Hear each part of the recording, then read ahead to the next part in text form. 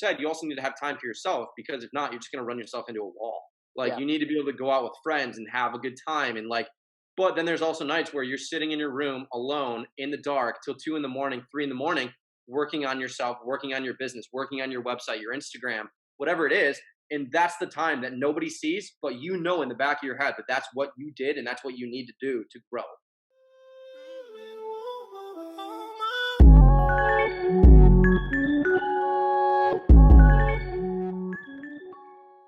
I needed to like do things that I actually liked, and like going on this trip really gave me the opportunity and like the time to prioritize just like me and like just growing as a person. I feel like I couldn't do that. And so I'm super excited to talk to you because like and we'll just get started on this. This is Mike Smith, CEO, founder of TitaFit, once Titanium Fitness. Oh my God, it's nuts. We have so much to talk about there. Welcome back to your Joyage. I'm Cage, your guide. I'll be replacing the West Side Joy for now, giving you a break from the constant internal monologue that is the human mind. I want to say first, thanks for listening or viewing. I want to reply from your on. If you haven't already, please hit the subscribe button, drop a like in this video so other people can find the Voyage. Please hit the subscribe button, guys. Turn post notifications on and follow Joyage Podcast at Joyage Podcast on TikTok, Instagram. So he started Titanium a few years ago. I was one of the first like people, like athlete people or whatever. Do you want to talk about like when you first started, like how you started to find people? Yeah, for sure. So no, I appreciate you having me on here, man. I love everything you're doing so far. It seems like it's blowing up, successful. So very happy and proud of you for that. And again, thanks for having me on here. What you're doing, driving around the country is far beyond what I could ever do. So kudos to you there. But yeah, so I started basically to give you kind of, the long-term rundown on how I started everything in business was I started a clothing brand called Titanium Fitness back in November of 2016. So I think we're going on about 5 years now. And we pretty much just started as, Instagram. We started with 0 followers like most people do. And started, with t-shirts and hoodies and tank tops. And my goal is to build this like whole community full of people pretty much around the US to share similar goals and values, primarily revolved around the fitness space. So living a healthy lifestyle, promoting, positivity and having a healthy lifestyle while wearing cool, unique clothing. And Cade was one of our first ambassadors that we ever had. And that's pretty much how we grew our entire brand. Even starting, I want to say from like day one, my goal is, like I said, to build this community of people. So we created an ambassador program where people would join the team. We had a Facebook program back then. I think we had a Snapchat, a group chat, and yeah, I mean, I guess my thing is like, what was your experience with it? You were probably within the first, if not top 10, top 20 people to ever join the team, and kind of just see what we had going on. Dude, that is nuts. Actually, you know what? Now that I think about it, I've kind of gotten out of the fitness industry like almost entirely now. I still work out, but like I've kind of just moved on there. But I would definitely like to do some collabs with you, honestly, and do some. I still have like one of the I think it's an OG shirt. I still have like one of the OG shirts somewhere in like a closet in my parents' house or something, because I grew out of it. It's too small now. But I have a shirt. It's a red titanium cutoff, and I still wear it. It's like one of my 3 gym shirts that I own, and I fucking love it. It's like perfectly fitted. I love everything about it. But yeah, when I first started, it was like that was 2016. So that was the year I quit playing college soccer, I think, or maybe I was playing college soccer at the time, and I'm sure you like took some inspiration from like Gymshark and like some like Alpha Elite, some of those like established companies at the start. They were doing those ambassador programs. I remember seeing those, being like, "Fuck, dude, that's so cool." And so when I think it was like you reached out over Instagram or something. I was like buzzing. I was like, "Holy shit!" Like a fitness company, like they're gonna like I got a code and like all this shit, and like your stuff was good. Like that was the main thing. I was like really worried that it was gonna be just like shit. And bro, like that first round of shirts fire, like fire, so like fitted were perfect, like it was like perfectly tapered. And I remember I was just pumped, like that was the main thing. I was pumped by you were like going after it, and I had never met someone at that point in my life who was just like driven as fuck. And so I really liked you were so nice. Your website was good, your clothes was good. That was like a big thing. You can't, if your product sucks, then like doesn't matter how good you are at selling anything. So I just loved it. I loved how it still felt small. It felt like genuine and authentic. And I was like, well, this is the beginning. I'm kind of glad I'm here at the beginning rather than like popping on the train, like after it blows up kind of thing. And yeah, I just knew you were going to go somewhere. I was like, there's no way this guy's just going to give up. He's just doesn't seem like he's like that. So that's really all it was. That was something back then too. It's because like the re- the reason I wanted to get into the space, like you said, is because I seen the Alphalete and the Gymshark, and actually Live Fit was a big one too out of California. And if you think about it, there really wasn't clothing brands like there are today. Like it was basically those three. Of course, you have like Nike and Adidas, but they didn't really have the ambassadors and affiliate programs like a lot of the startups did. But even back then, like Alphalete, they were not big at all. Like they were still kind of small 5, 6 years ago. Like even 7 years ago, like they were pretty much just starting in the space. And look at them now; they're absolutely massive. And we can talk about it in a little bit, but we ended up taking like a slightly different route about 3 years ago. So we got away from doing the titanium fitness just for, various reasons. But yeah, I mean, when I first started it, like I said, it was to grow this awesome community. And that was the start for me. Like I was still going to college at the time. So I was studying business and marketing and playing college soccer. So I think you and I kind of Oh aligned in that way shit, yeah. too. And it was one of those things where like I always knew that I wanted to build a brand for myself. I didn't know what it was going to be in, so I found out that my passion was lifting and working out and pretty much just talking to people. And that's how we created the brand, and that's what happened in 2016, and we just kind of evolved from there. Man, it was so nuts because it started as a fitness brand. It grew. Like I remember you. I don't know if you ever did a meetup, but I remember you were talking about that. I Yeah, was we like, did. fuck, dude. We had well, I went to the Arnold Sports Festival like 2 years, and I actually was gonna get a booth till I found out they were like $10,000, and I was like, it's a little steep. We were like, I was pretty close to pulling the trigger on it just to like build the community and like invest in the brand and all that. And we'd have everybody there and have a booth where we could sell the products and really grow our following and get emails and all the good marketing stuff. But it just got to the point where $10,000 was a lot of money back then, and it still is a lot of money. And I don't know. We still went down there with probably a crew. I don't know. Did you ever go to the Arnold Sports I Fest? And tried. I tried. I forget what. There was something that stopped me. I don't know if it was a schedule conflict, but I remember like being so excited to go, and then for some reason I couldn't end up going because I was really really excited to meet you guys. yeah, it was incredible. I mean, even just the people that we met up with. Like I met so many. Putting a face to a name that you see on Instagram, a handle, and you see them in person and talk to them and like hear their story and their journey. Everybody like started somewhere, and most people I think in the fitness space just started as like ordinary average people, and they like bettered themselves and they joined our community or another community, and just seeing everybody in person was phenomenal. So we did that probably 2 or 3 years. I did some local pop up shops, things like that, but primarily we just grew a following just on social media, just outreach on Instagram, essentially. Yeah, I want to talk to you about that because that's something we were just. I mean, 10 minutes before we started recording, we were talking about just brand building and like how.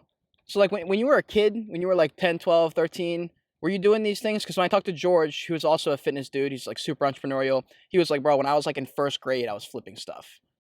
Yeah.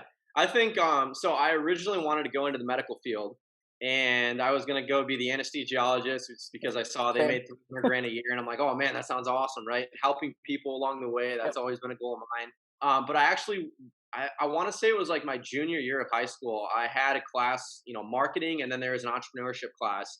And we went down to Tennessee and we did, this huge trade show, and I was the CEO of the class, and we got to sell product like virtual products, and that's kind of what started it all for me. It's like, hey, like this is actually legit. Like this is my passion. Like the medical field is great. I love everybody in the medical field. Like they're the ones that are going to be saving me when I'm going to eventually be dying. And like, but at the end of the day, it's like marketing, business, money, entrepreneur. Like that's my passion. So I think even from I would say junior year of high school onward is really when I started to dive into the whole entrepreneurial space, flipping stuff. I used to go to garage sales and sell sporting equipment and sell it to a store that I used to work to, and just like going down.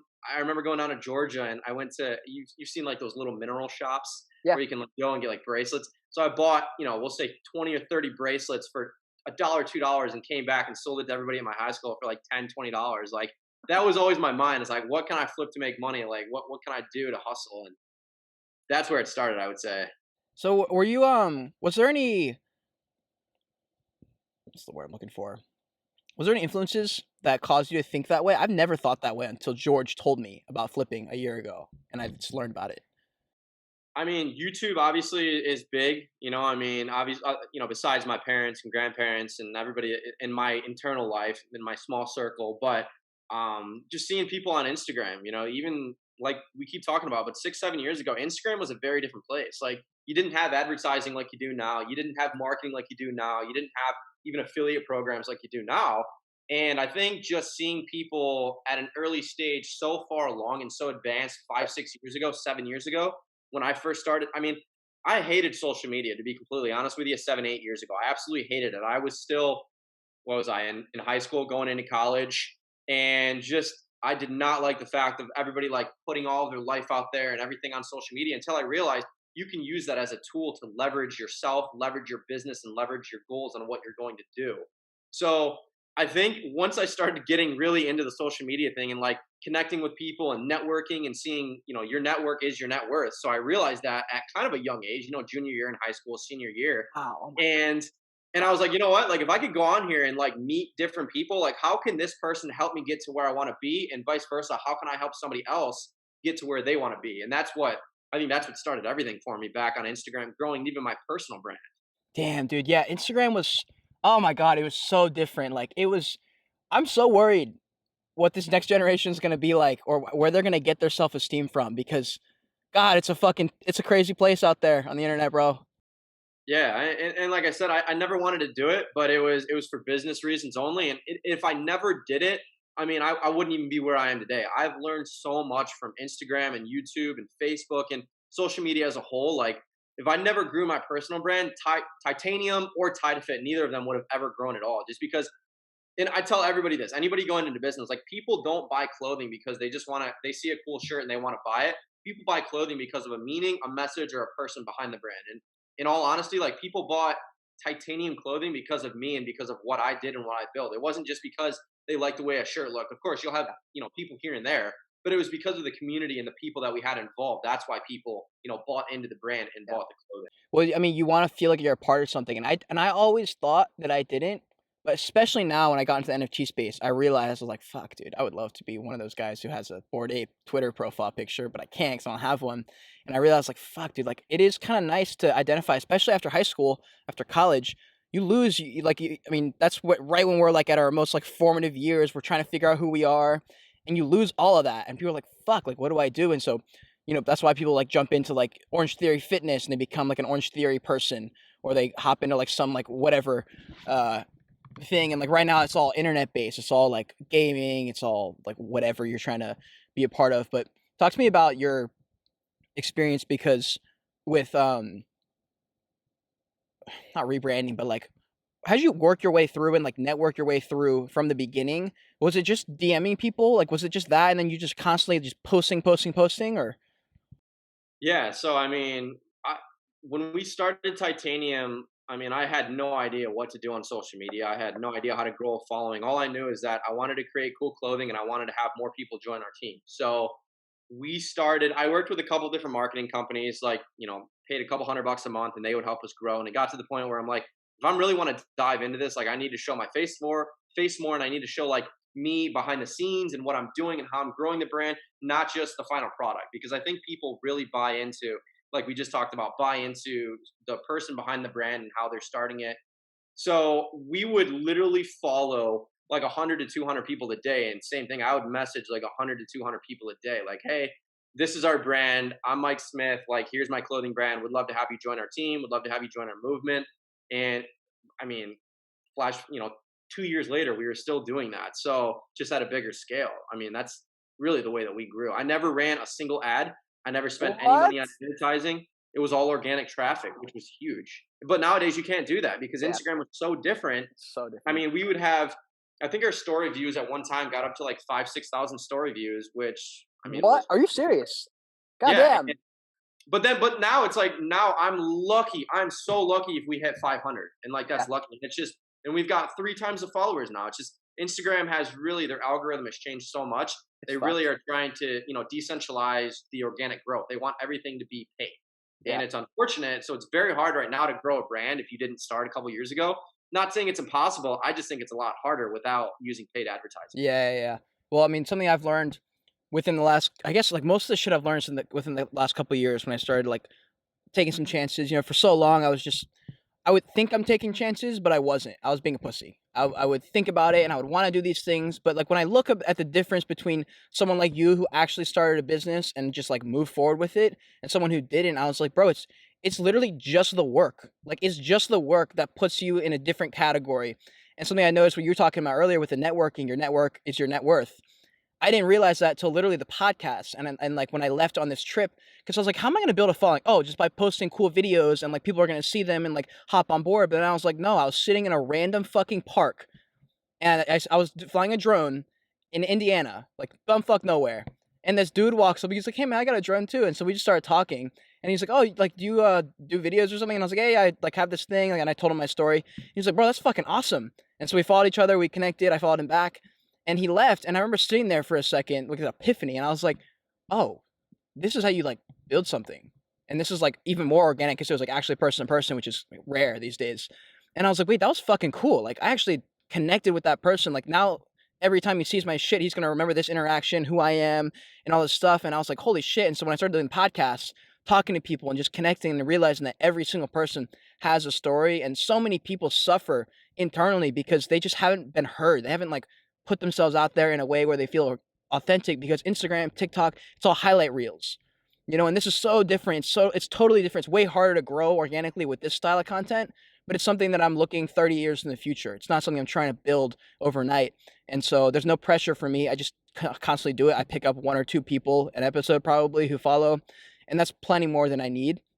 And so people don't realize like it's really just the work that you put in that sets you apart. There's nothing special about it. Like when I ask people what's the secret, there's no fucking secret. Yeah.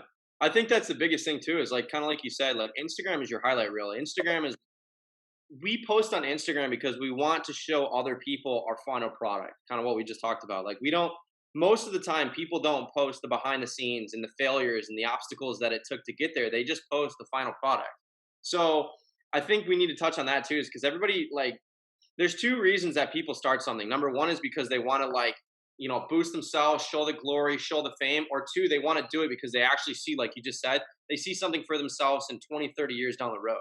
So when I first started my clothing brand, like I had goals for the future, but like I didn't know what I was going to be doing in 5, 10, 20 years from there. Like all I knew at that time is I wanted to create a clothing brand and I knew that this was a start for me.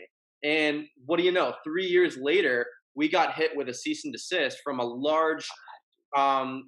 very large, whatever conglomerate sportswear Oh. apparel company, and we had to change our name. And like it was either do or die at that point. Like either A, I could change my name, or B, like we had to shut the entire brand down.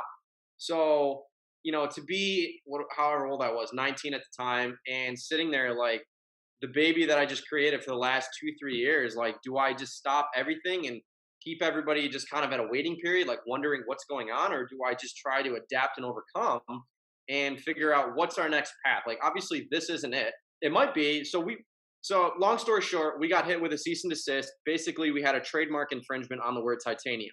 So we could no longer move forward with the name Titanium Fitness. So we had to switch and we adapted and overcame. So I changed it and we shortened the word down to TitaFit. So it's TITA, which kept the titanium, Tita.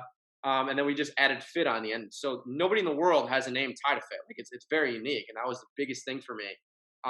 So we kept the brand alive for I would say another year or so, and then we got to the point where we had so many people wanting to know where we got our clothing from. We opened up a section on our website called wholesale, and this kind of goes back to the whole adapt and overcome. We realized that there was a major problem out there that a lot of people in the U.S. were struggling to find manufacturing, because manufacturing is essentially something that's primarily done overseas. Like we don't do a ton of manufacturing in the US for clothing. So I would say 80 to 90% of all manufacturing is done in either Pakistan, China, Bangladesh, Turkey, Vietnam, the third world overseas countries. And my goal was to make this process so simple that anybody could create a clothing brand.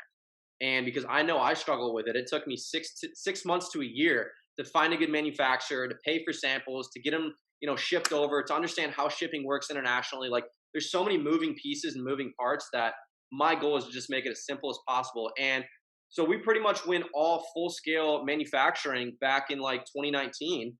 And it was easily the best move I've ever done. Like holding inventory and getting sizes and doing everything for titanium was fun, but what we're doing now with TitaFit is something else. It's absolutely Well, unbelievable. with titanium, it's really really hard to scale that, unless you got to buy a warehouse or you got to rent out a warehouse and like build up the inventory. But I remember when that happened. I can remember it like it was yesterday. Actually, I don't know why, but I remember I was fucking heartbroken. I was so heartbroken for you. I was like, what? Well, I was like, no, no. I was like, no. What are you talking about? That can't happen. There's no way. I was like, and I remember sitting there. I was like, what the fuck is gonna happen? Like, Titanium Fitness is just gonna like disappear. Like, there's no way. And when you rebranded TitaFit, I remember I didn't know what to think because I was like, TitaFit. I was like, so is it still titanium?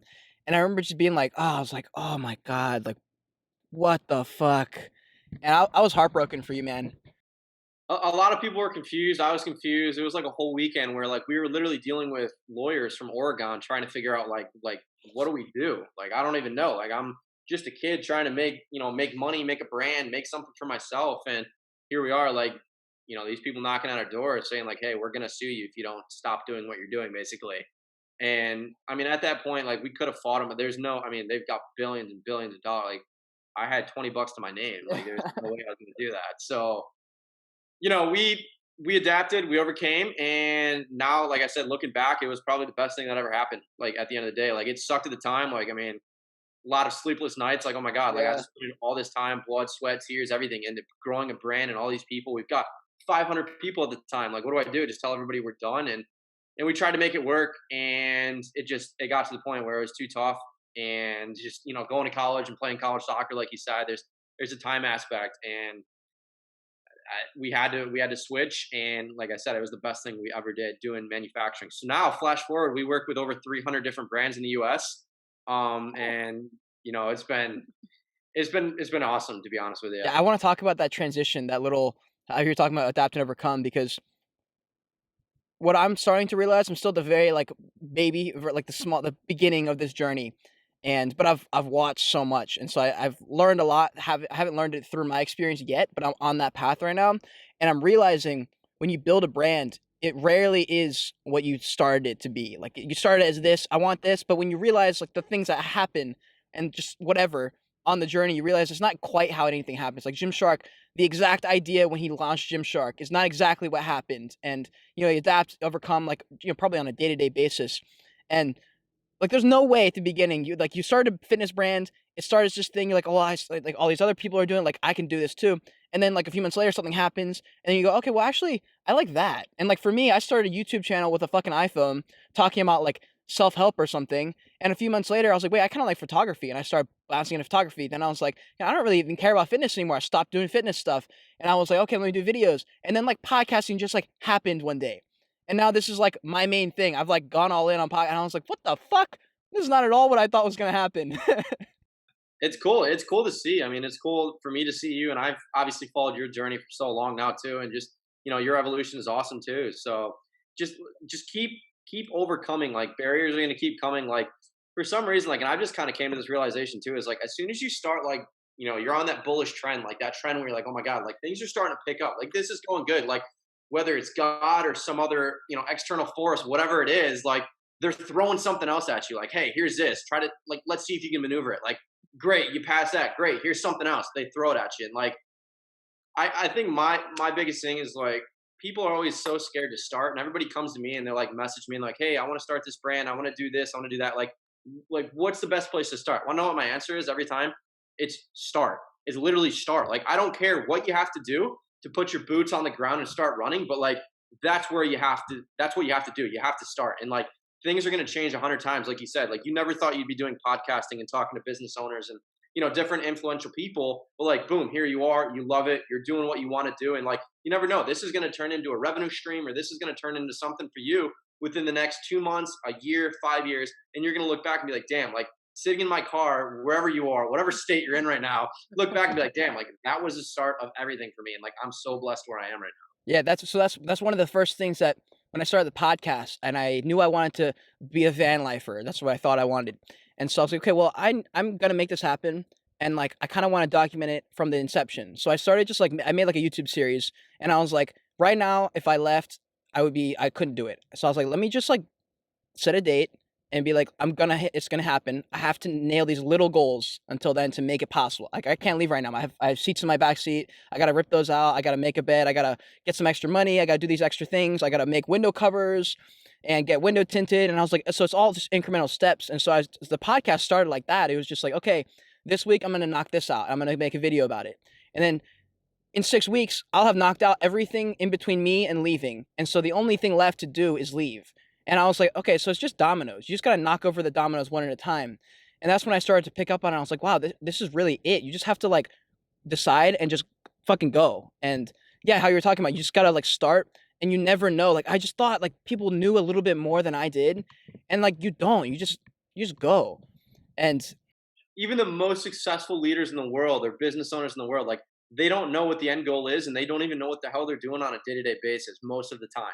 I would say they figure it out as it comes, and that's why you build teams, and that's why you build processes and automation strategies, because like no one person is going to be able to handle anything. Like there's going to be a point where like whether the podcasting takes off or whether the NFTs takes off, like you're going to build a team and you're going to have people there to help you and support you and figure out, like, if you don't know how to do something, maybe somebody on your team will, or if somebody on your team doesn't know how to do something, who are they going to go to? They're going to go to you as the boss. Like that's just how everything works. So just keep doing what you're doing, keep doing, and anybody watching this, like start something and just evolve as it happens. And trust me, it's going to be amazing.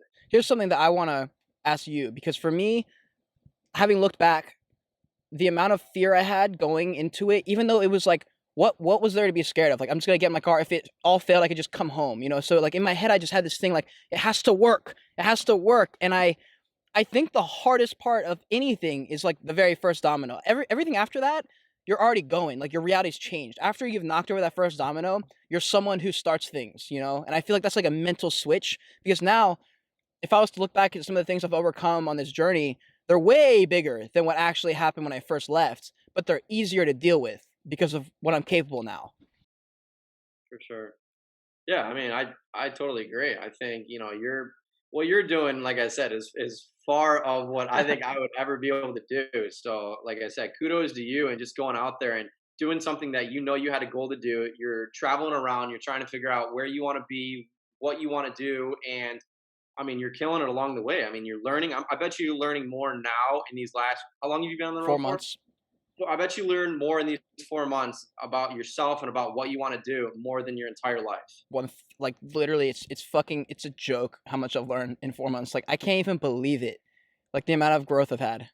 So that's my biggest thing. So I moved out. I was born and raised in Michigan for 22 years of my life, and then I just moved out to Massachusetts last year in September for just different opportunities to move out here, see how everything is. I wanted to get away from the hometown and grow as a person internally, externally with my business. And I mean, the business is literally 10x since I've moved, which I don't know if that tells you anything, but just being able to be like I mean, a lot of people have a philosophy, something called like monk mode, basically where you lock yourself away, kind of what you're doing, right? You lock yourself. It's you versus you. At the Yeah. end of the day, you're looking in the mirror, and you're the only one that can change anything in your life.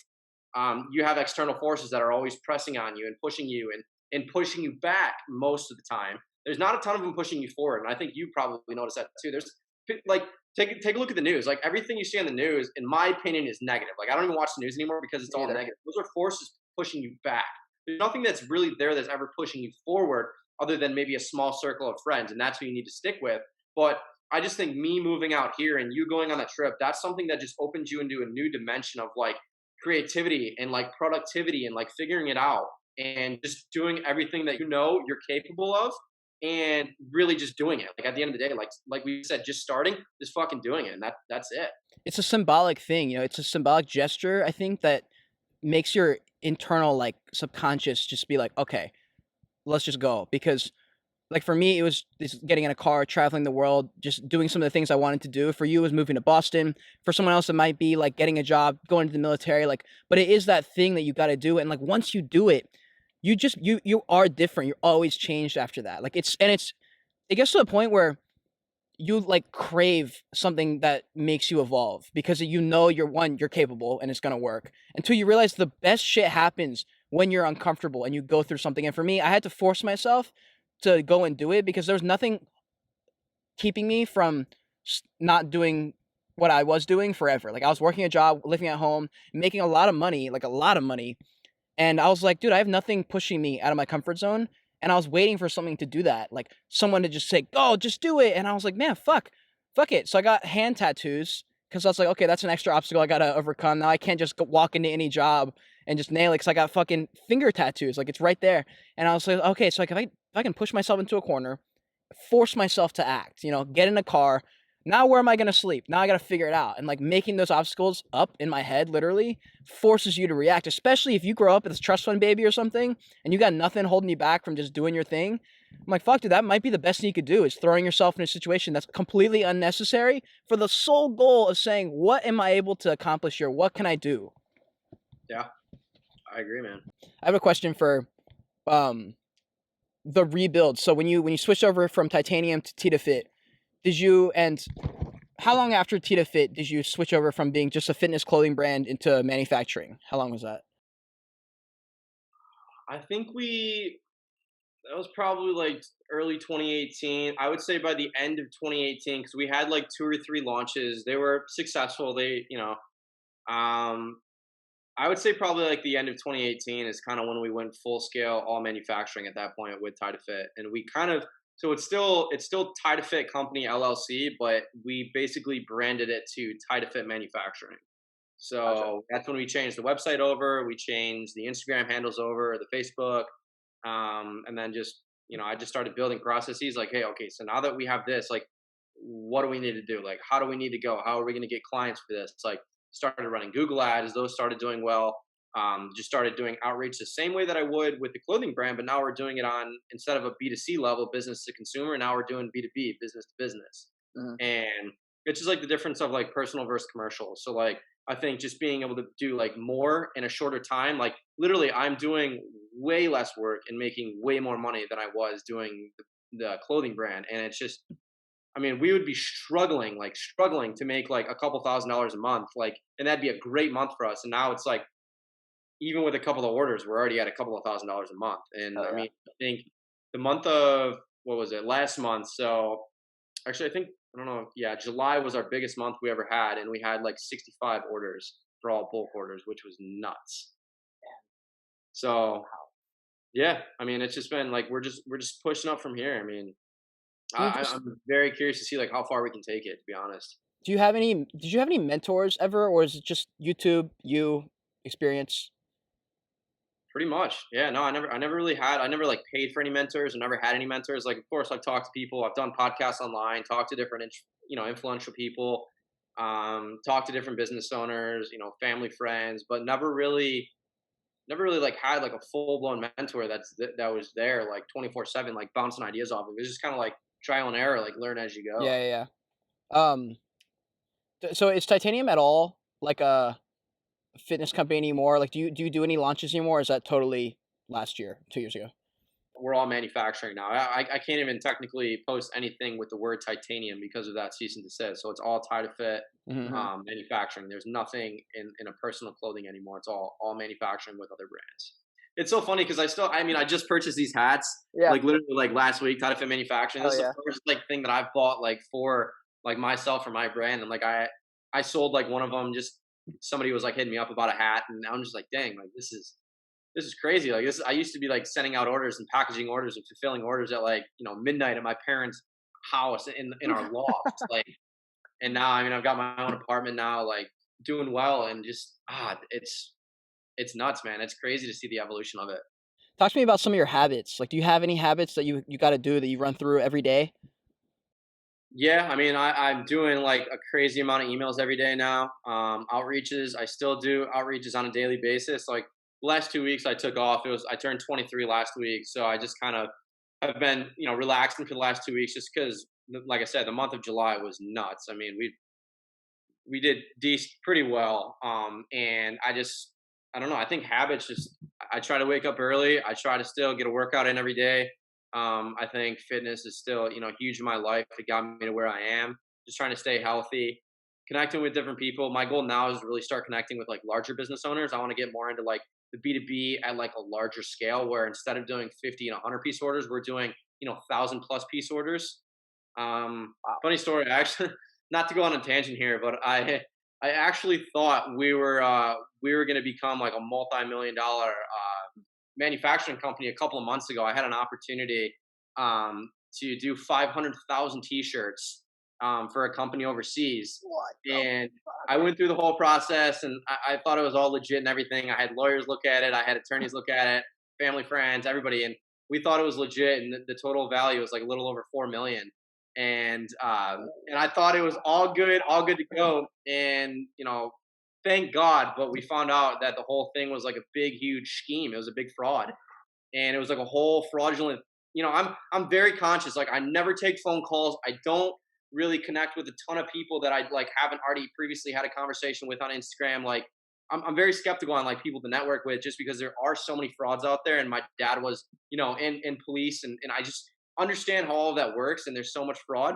And this was something that like literally looked so legit. And I thought I was gonna be a multimillionaire for a week. And God damn, dude.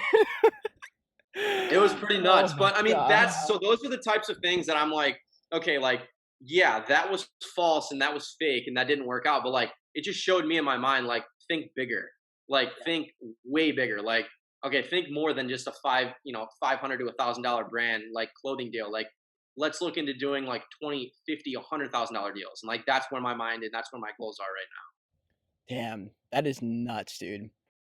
now. Yeah, it Wow. was wild. It was wild. Holy shit. That would have would you have like retired if that happened or I don't know. I don't think I'll like ever really retire. Like, I already was like searching up Ferrari 458s, but no, I mean, I my goal, I think, long term, is to eventually like continue growing this and then just start investing into real estate and having different properties, and just not keeping all my eggs in one basket, just doing a ton of different investments. And I think that's my goal long term. something that I've heard with so there's like a new trend, or there's like two new trends. There's either you're a hustle bustle, you work, you work, and then there's the people that say that's toxic and to not do anything and just be like, well, just live like a dog or live like an animal. And I found like the answer is probably somewhere closer into the middle. Probably depending on if you want something like that's something I talked about on my last podcast was like if you're a person who actually like wants a thing that's bigger, wants a company, wants a brand or whatever, and you actually want that, it is going to require that extra work. It may not require 23 hours a day, but like at least for a portion of time, you are going to have to work harder than the average person because the average person does not want a brand. They do not care, or they care but not enough to do it. And so I land more in the middle. I'm like, no, it is going to require a certain amount of work for a certain amount of time. I'm curious to know what your thoughts are on like the toxic hustle culture, people who are just like hustling, and like just the whole industry as a whole.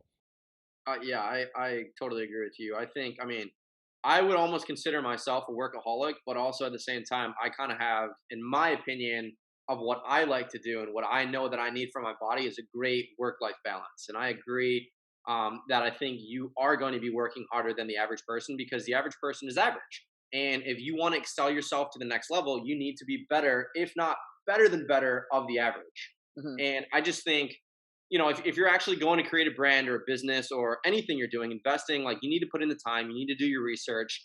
And not all the time are you going to be doing what you need to be doing. Like, there's going to be a lot of wasted time, and that's just the fact of the matter. Like, I mean, I took losses, and I bought this clothing that I probably shouldn't have bought, and I invested into this. Like, I almost got scammed into that deal out of $10,000. Like, you're going to lose, you're going to take losses, but like, you need to be doing your research to work harder than the average person. So, but with that being said, you also need to have time for yourself, because if not, you're just going to run yourself into a wall. Like, Yeah. you need to be able to go out with friends and have a good time, and like, but then there's also nights where you're sitting in your room alone in the dark till 2 in the morning, 3 in the morning, working on yourself, working on your business, working on your website, your Instagram, whatever it is. And that's the time that nobody sees, but in the back of your head that that's what you did and that's what you need to do to grow. So I think having a good balance is key to all success. Like, being able to work harder than everybody else, but also being able to still, party and have fun and do what you want to do to a certain extent. Like, you're not going to go out every single weekend and go party and spend a ton of money on drinks and food. But also, I mean, I'm a big believer in like, hey, the weekends, like, sure, like maybe my Friday night I might go out, but then my Saturday, Sunday, I'm grinding. Like, I'm doing my work. Maybe on a Monday I want to go grab some dinner, but like, I'm coming home and I'm working on the brand again until midnight. Like, Yeah. so that's kind of where I stand on that. 100%. And I think people forget that like they waste more I think we forget and we make excuses for ourselves because I do.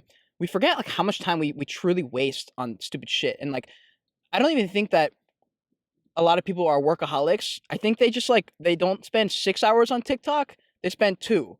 And then the 4 hours that they're not wasting time, they just choose to do their business stuff. And like other people will spend 4, 5, 6 hours on Netflix, on Twitter and TikTok and like whatever, just wasting time, Oh shit, hold on, what just happened? I just don't think I think people may be making more excuses than anything as to why they're not going and doing something. And once you start, you realize that you become a different person when you like do that thing. And for you, it's probably been so long since that happened for you because you started that brand so long ago. And for me, it's like super fresh. So it's like crazy in my head, and I'm like learning these things like every other day. And you're probably so comfortable just navigating the realm of just everything in business. And like, do you crave like when something wrong happens? Do you crave it? I wouldn't even say that right now. Like, I mean, we still have things that come up on a daily basis that I'm like, are you fucking kidding me? Like this again, or like really, like this is what's going on. Like you just got to navigate those waters, like you said. So I don't think I wouldn't even consider myself comfortable because like you never know what's gonna happen. Like always expect the unexpected. Just in business, like so many things can go wrong at any second of the day. And like as a business owner, like you have to be there to fix that problem, or else your whole business could get ruined or shut down. Yeah. So I mean, I'm still grinding. I would say as much as I am now as I was 4 or 5 years ago, if not more. And I think that just because I see the success now and I see like what we've already done, like I just want to have every month better than my last. And I take it month by month. Like we have long term goals. Like, I mean, so I had a goal originally, like when we started in January, and like we were like triple that already. And I'm just like, wow, like great. Now it's time to have a next goal. Like, what's my next goal? Like, what can I do this month that was better than last month? Like, how can I reach more people? Who can I reach out to? And like I said, I mean, the month of July was something that I mean, we our month of July was probably 3 or 4 times better than any month we've ever had, and Oh the yeah. month that we had before that was my goal. So it's like now we've pushed to this Yeah. new level. We're continually breaking new levels, and that's where you just have to keep adapting and figuring out like, okay, like this is where we are now. We're making more money. We're also spending more money. So now you need to evaluate that. It's like as more money comes in, more problems come in. Like as more problems come in, like do you have enough processes? Like you just got to be able to balance everything. And like I actually just wrote a blog post yesterday on my website about like scaling a brand and specifically a clothing brand, and it talked about not scaling too fast because that's something that I see a lot of people do and a lot of people fail at.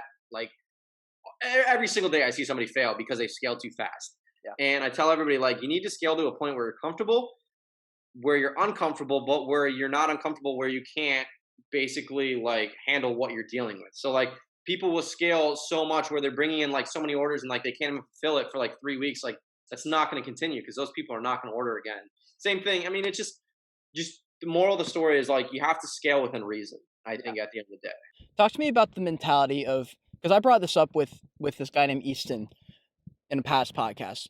Like, is there a point where you say like, all right, I'm done. Like this is it. Like I just won. Everything's automated. I win. Is there a point like for someone like Mark Cuban, he's got billions of dollars. Why even bother making more money at that point? Like what's the long term vision for you? Yeah, I'll be honest. Like, I think if you look at a guy like Mark Cuban or any of the sharks on Shark Tank, like, I don't think a lot of those guys, of course, they're fucking, in it for the money. But at the end of the day, I don't think they really are. I think they're in it because, like, obviously, as you get money, it becomes power and greed and things like that. So they may have a little bit of that in them. But I think a lot of those guys now, they have so much money, like, they could go buy anything they want. Like, they don't have to worry about, filling their gas tank every week or Yeah. buying food for the family. Or I think now it's just, they're at to the point where they have influence and they have power to do essentially anything they want in business. Mhm. And they have the knowledge behind it because they've already done it. They've proven their concepts, they've proven what they know, they've proven themselves. So, I mean, I think in terms of myself, like I'm not at that point yet at all. Like I'm still in the growth stages, in my opinion. Like I'm still in the beginning, the way that I look at it. Like even if I'm 30 years old, I'm still doing what I'm doing now, like at just a bigger scale. I'm still going to be in the growth stages until, like I said, something else comes along or something I want to grow in. And I really want to get into more investing in real estate. And like I think having TitaFit kind of running automated, and eventually I want to hire a full staff to help me out with it, and like having this do, my goal would be like 100K a month. If I could have this getting, 100K a month, where I'm even making a couple of grand a month doing it, and I'm paying different people to help me run it as passive income. That's my goal right now. Man, that would be nuts. What are some of the things you would do if you were to fully free up your time, fully 100% passive? You got someone covering everything for you. You only got like the only thing you need is a phone call every now and then to like say the thumbs up on something. What are you spending the extra time on? Are you spending more time with your family, or are you spending more time going on other business ventures that you want to do because you have the means to? I mean, probably like we just talked about, like a work life balance. I mean, obviously you have to reward yourself. So I'd love to travel. Like I've traveled a good amount for my age, I would say, and thankfully to my family and taking us on trips when we were younger and things like that. But I'd love to kind of give back to them and go on trips with them and take them to cool exotic places. Like that's always been a goal of mine, like Thailand, Bali. I want to go to Europe really bad. Obviously, with our political climate right now, I'm a little bit scared to do a lot of things Yeah. overseas. Just want to wait and see kind of what happens. But and also I want to make more money. Like I'm in the stages right now where I can't be taking those trips. I need to be like kind of buckled down and grinding for myself and what I want Mm. to what I want to achieve.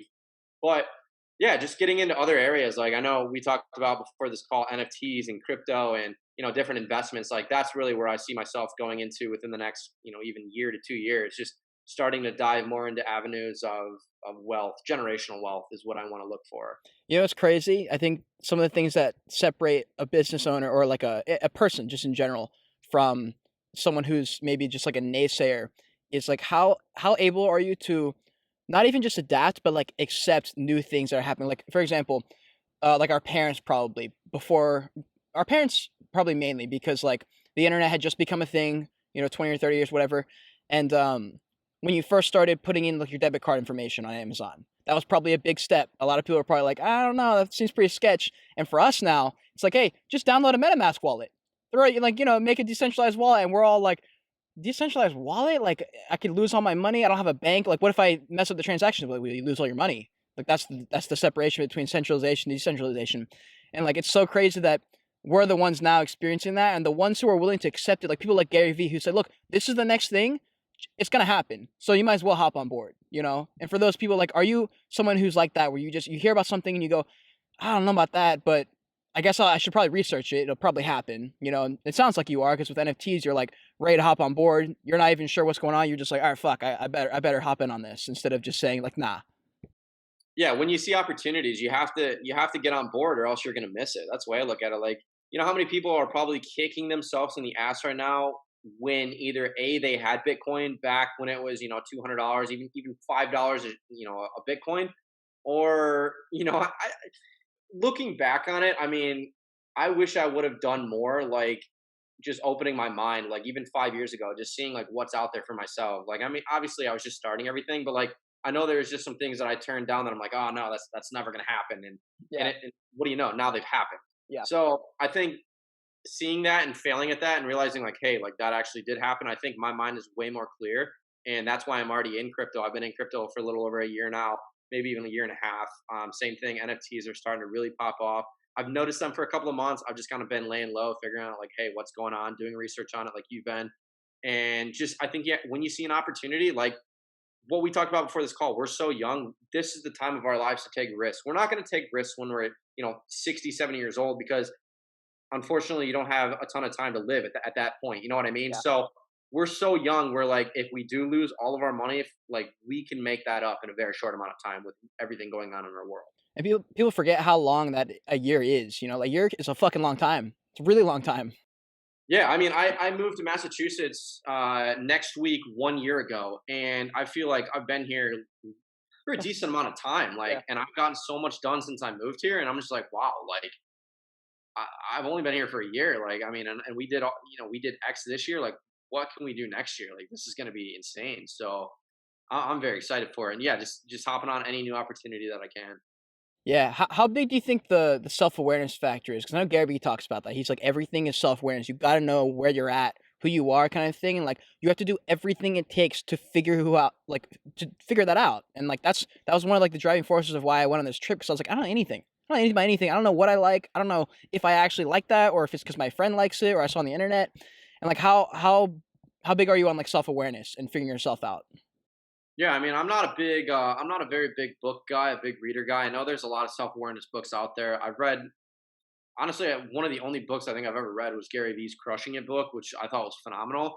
I just, for some reason, when I sit down and go read a book, like my mind starts going in other places and I start drifting. I've tried many times, to, like sit down and like pinpoint a book. Yeah. Just can't do it. I'm more of like a visual kind of like, listening to YouTube videos and watching podcast or listening to podcasts, watching YouTube videos and just taking everything in and just kind of structuring it into like my own mind and figuring out like, hey, this is what I just listened to or this is what I just watched. Like, how can I process that and take one bit or one nugget and put it into my life? So yeah, I agree. I think, self-awareness is huge. I think I'm at a very good self-awareness point in my life, the best I've ever had it, probably just because the business is doing well. I moved out here on my own. Like, I'm not going to say like there aren't dark times and there aren't times that I'm like, hey, this isn't really what I want. Everybody has that and it's natural and it's okay to have that. But I just think where I'm at right now is a good spot. And I'm so excited to learn more and do more in the next couple of years. Hell yeah, man. And like that's the big thing. How you just said it's like it's not even just the awareness, it's like the acceptance of who you are and saying, you know what? I'm just not a book guy. I don't care. Like I'm not a book guy and like I can't make myself be a book guy if that's just not who I am. And like being like, okay, well, that's fine. You know, I don't have to be a book guy. You know, just because someone said I should or someone said I have to read Rich Dad Poor Dad to understand business, it's like, well, that's not true. Like anyone who's like a driving force, a pioneer in anything knows that like that's not a thing. You figure it out for yourself and you rebrand it, remold it for what you want it to be. Yeah, and I'll be honest, like not to knock on anybody, but I've talked to a decent amount of people now over the last couple of years on Instagram, doing podcasts or just talking to people. And there's so many people and individuals out there that are like, hey, like I've watched all these business videos, I've read all these books, like I'm finally ready to start. I'm like, oh, now you're ready to start. Like I started 2 years ago. Like now you're ready. Like okay, like glad you got all that under you. Like what did you learn? And like people are just like Right. crickets. Like what did you learn? Like well, I learned way more actually doing it and failing and being successful and failing and being successful than you did reading books about other people and their life and their successes and their challenges. But like the only reason that those people were successful is because they did it and then they made the book. Like they didn't make the book and then do it. You know what I mean? So I think everybody that's out there that's trying to like start a brand or even just find themselves and become self-aware, like you just have to do it, like do stuff, and then you'll figure it out. Yeah. Damn. God, dude, your story is so fucking crazy. I still can't believe like you like now seeing you, you got a fucking beard, you got a mustache, you got like you're living in this place. And I just remember like when you looked like we both looked so fucking young in 2016. And like we were just trying to like grow big biceps and God, it's nuts seeing that, bro. Yeah, I mean, I'll be honest. Like, I mean, I haven't gotten out of the fitness community. Like, I pretty much stopped posting everything fitness. Like, I don't really post other Yeah. than a picture here and there. That's kind of all I do. I think this year I've only posted like a handful of times on Instagram, just kind of laying low. Yeah. Working on myself, working on the business, and I just don't feel a need to like post everything 24/7 like I used to. I used to have to be on Instagram literally 24/7 in order to make sales and Mhm. connect with people. And now it's just like I kind of, as opportunities come, I engage in them, I see them, I go for them, but a lot has changed. A lot has Yeah. changed. And you've seen it. I've seen it with you. You've seen it with me. We see it with everybody else, and it's just that's the way life works. Yeah, you just gotta keep going. You know, that's all. You just gotta keep moving. Like keep moving, even if you're not moving forward. It's like, well, it's you gotta keep your steps going. And what was I gonna say?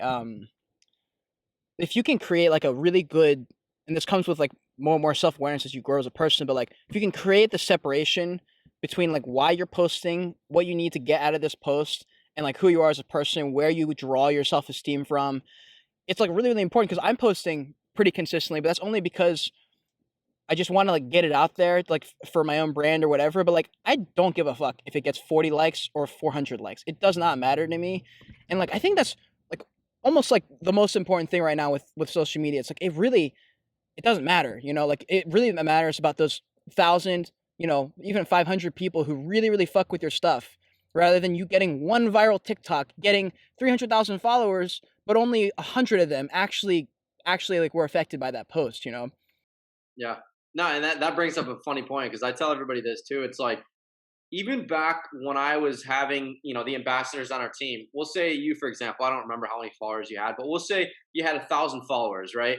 Like you probably sold more than somebody with 30,000 followers just because you were more engaged and you had a better like rapport with all of your followers versus like what looked to be the guy that had more. I mean, we had a couple people on our team, and you probably remember that had like 200, 300,000 followers, and like, Yeah.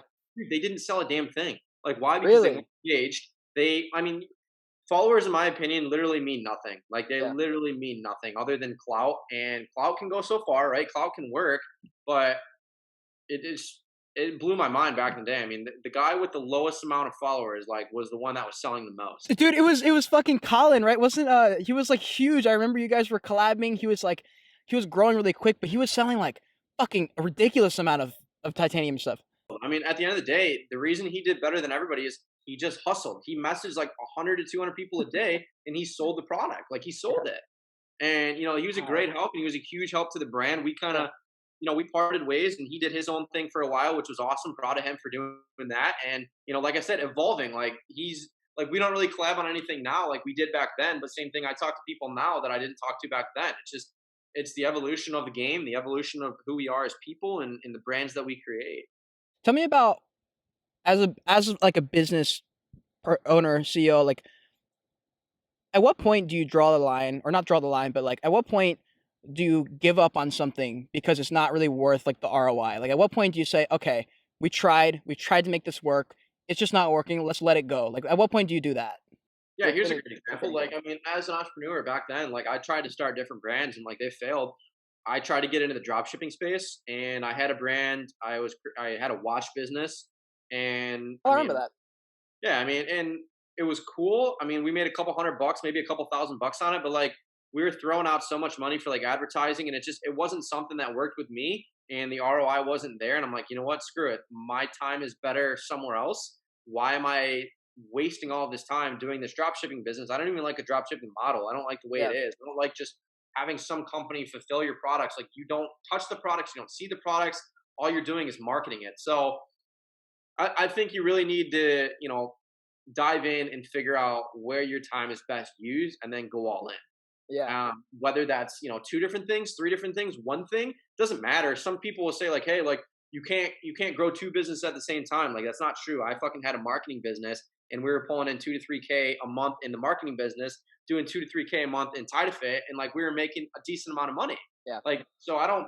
I mean, if I would have put all my time into TitaFit, would we have done better? Maybe, but I had a good balance between the two. Yeah. So I don't care what anybody says. Like everybody's going to be different, have their own values. You need to do what you need to do at the end of the day. Like if you think that you can put all your time into one thing and be successful, do it. If you think that you need to break up your time into two different things and you're going to become more successful with that, then do it. Nobody's going to Yeah. tell you different.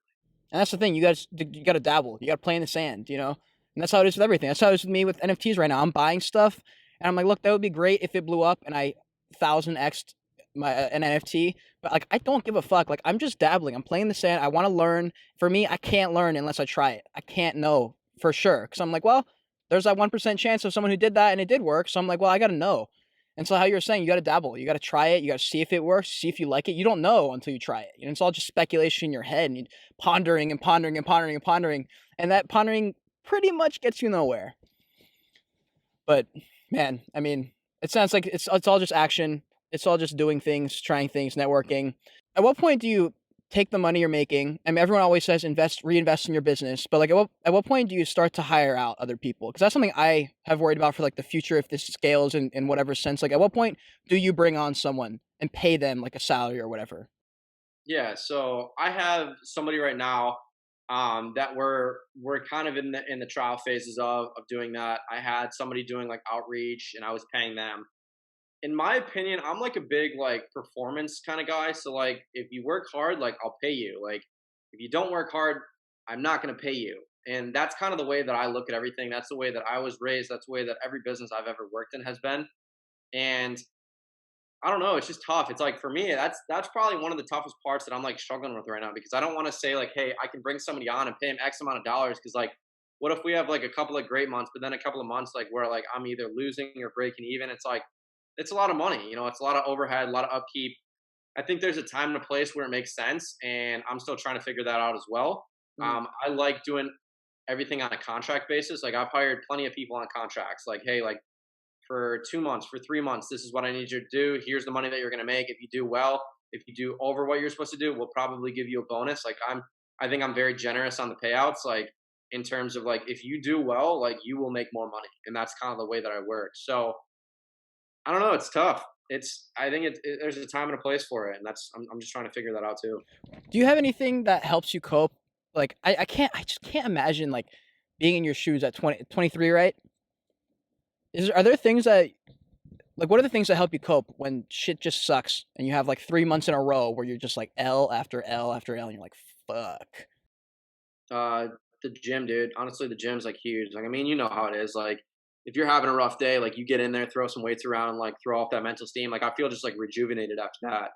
Mhm. Just I don't know, doing things that you like to do, like taking a break from it, coming back to it. That's just like everything. Like I wasn't a big fan of school. Like I mean, I got my degree from the University of Michigan. I love it. It's hanging on my wall in there. It's amazing. I'm so happy I finished. Mhm. Not for the degree portion, but just for the fact like I fucking did that. I did that shit. Like I finished Yeah. it. Like and I don't know, man. It's tough. Like when you're at a low, like you have to do everything you can to get yourself out of the trenches and get back up because like you've seen it in the past. You know what you can do. Like just get the fuck up and do it. You Yeah. know. So yeah, it's a tough question to answer because like it happens. It happens to the best of us, and you just can't get down on yourself. You just have to pick yourself up and try to get out of the trench. Yeah. Do you right now are you looking at anyone for inspiration or for like just help on stuff, or is it like are you on like YouTube? Are there certain people you watch that you recommend for other people maybe who have a business or want to start a business? Yeah, I mean, honestly, like, so I'm YouTube right now for me is kind of just like an entertainment channel, I would say, but an entertainment that kind of mixes with business. So like Alpha Elite's a good one. I follow Christian Guzman. I think his journey is incredible. What he's Yeah. done is like probably far beyond anybody I've ever seen. Like, dude, the guy's work ethic is nuts. And specifically, a couple of the videos, if anybody wants to go watch them, Christian Guzman on it on YouTube, Instagram. He's the owner of Alpha Elite Athletics. They're creating this Alpha Land down in Texas, and he would be on phone calls at 2 and 3 and 4 in the morning with his designers from overseas. And like, I think that shit just like fired me up. I'm like, damn, like he's doing that at that time, like, and I'm sleeping. Like, what am I doing? You know what I mean? I'm Yeah. like if he can do that, like, why can't I do that? So I literally started doing that, man. Like, I started like getting up at 2, 3 in the morning and like just working and like so productive at those hours. Like, I don't Yeah. know why. I don't know if it's just something in my brain that I'm just like, okay, like if somebody else is doing it and I'm not doing it, like they're better than me. Like, I need to get to that level. Mhm. I follow Max Tuning. Love He's one of Max. his buddies. He owner of Sour Strips. I mean, what he's done with a candy brand in the last year is like, dude. I mean, he's a quirky, a goofy dude. Like, I met him at the Arnold. Like, talked to him for a couple minutes. Followed him throughout his whole journey. Like, what he's done with Sour Strips and the candy brand in the last year is like unheard of. Like, I mean, over 500,000, 5 million bags of candy, whatever it is. I mean, dude, they're doing $1 million months right now. Like, what the hell? I have no idea what happened. I remember when he launched that, I was like, what the fuck? I was like, because I remember, because I was like, it was always funny because Christian's like the main guy, and he's got Shali, he's got Max, and it seemed like it was like a pyramid tier. It was just like Christian's at the top, everyone else is under him. And bro, when Max launched that sour strips, I bought a couple, and I was like, yo, this shit's actually really good. And then I saw pictures like signed with Target, and then I went to a gas station and there's sour strips, and I was like, oh my god, like this is crazy. And so, like, I like those because they actually talk about a lot of like business, but like in a very relaxed, comforting kind of manner. Like, it's not like, I mean, look at Max, dude. He's a business guy, like internally, but like externally, he's a goofy, wacky. Like, he keeps it real, man. Like, hey, this is my cost. Like, I spend this money. Like, and that's kind of how I am with business too. Like, it doesn't have to be so like, hey, strict numbers, like boom, boom, boom, boom. Like, let it come how it comes. Nobody knows what the hell we're doing. We're figuring it out. Yeah. Yeah, and with Christian, the reason his channel is probably something that everyone trying to do business should watch, because he really doesn't sugarcoat anything. He just has a guy, Nabil, usually when it's like in the trenches. He's just like, look, just fucking film me doing whatever I'm doing, and like that's all it is. Like you see him struggle, you see him just like in the office, literally like the most classic pitch black room with a screen, and he's just sitting there for hours, and he's just grinding. He's like, I'm not sugarcoating anything. I'm not telling you got to do this. He's like, this is just what I'm doing, and here's some of the results I've gotten. It's pretty nuts. Alpha Land, what the fuck? Like, who does that? Like that is crazy. And when you watch people who are like just blowing past like just anything that's ever happened and just maintaining their composure and just fighting through shit, and he doesn't sugarcoat. He talks about it all the time. Like, if not every video, every few videos, he sits down with the camera at the end of the video and he's like, all right guys, here's what's been happening, here's some things to struggle with, and you just gotta keep going. Have you thought about doing that? Dude, I'll be honest with you. So I thought about like picking up a camera and like starting to do like a type of thing like that, but I don't know, man. Like I really was close to doing it. I recorded a couple of videos, but I just think where I'm at right now, like that's not my direction. That's not my focus. Like, Mhm. so maybe I will one day, but as of right now, I don't think I have the time for it. Like, could I make the time? Probably, but what we're doing right now has been pretty. And so my business is a little bit different. I'm not really dealing with like people anymore. I'm kind of dealing with businesses. So that's pretty much why I've like backed off the posting and backed off a lot of stuff that I used to do. But you never know. You never know what happens. Yeah. Well, I mean, even for you, like, you don't even need to post like vlog style anything. Like for you, you have so much shit up here that's valuable that you could just put a camera like you have right now, just like your phone or your laptop, and just start being like, yo, so this thing happened. Here's how I navigated through it. 10-minute rant. Don't even have to edit it, and you just click upload. Like that's something that I told George to do because he's got a bunch of shit up here that's just really valuable. And like for me, that's my biggest form. I'm like, right, I just have some experience with some things that other people don't have experience with. Most of my value comes from my head and the things that have happened. And like I don't like to vlog. I actually hate vlogging with a passion. It's the worst thing ever for me. It takes away from the experience. I'm like sitting here like, oh, look at this mountain, but I'm like, I would never fucking say that if I didn't have a camera in my face, you know? But it's also like if you think about everybody that vlogs, like they all said the same thing. They're Yeah. all like, dude, when I first started, like it was the most awkward, terrible, terrifying, everything. But now look at them. They're like, it's just their life. They're Yeah. comfortable with it. This is what I do. If you don't like it, fuck off. Like, Yeah, and well, they tried it. That's the thing. Like for me, I tried it. I didn't like the vlog style, so I do like making videos, but for me, I know at least for me, I can't say I don't know what it's like. I don't know if I want to do it because like I tried it, I didn't regret it. I know what I learned, and I picked some stuff up. And literally like a week ago or 2 weeks ago, I filmed a podcast. And I was like, you know what? I'm going all in podcast. I'm done with videos. I'm pretty much just gonna close that chapter. And I just filmed 2 YouTube videos like yesterday, and I was like, oh, all right, never mind. I just changed my mind, and I just don't care if like the ramifications of anything, and that comes from just trial and error, realizing that the trial and error is all that it is, and it's the experiences and the things you learn, and how you were saying like when you take a big L or you take a big dub, just don't give too much attention to that, and just keep going with what you know, what you're doing, and just fucking grinding. I mean, I feel like we've covered some good shit. Is there any things you want to talk about or anything that you wanted to mention about business that maybe we haven't talked about already? sheesh, man. No, we did hit a lot of topics right there. I mean, I think that's real solid. Like the biggest tips, like I said, just starting, figuring out what your passion is and going for it, trying different avenues. You're going to fail, you're going to succeed, you're going to try to do different things. They're not going to work out. Maybe they will work out.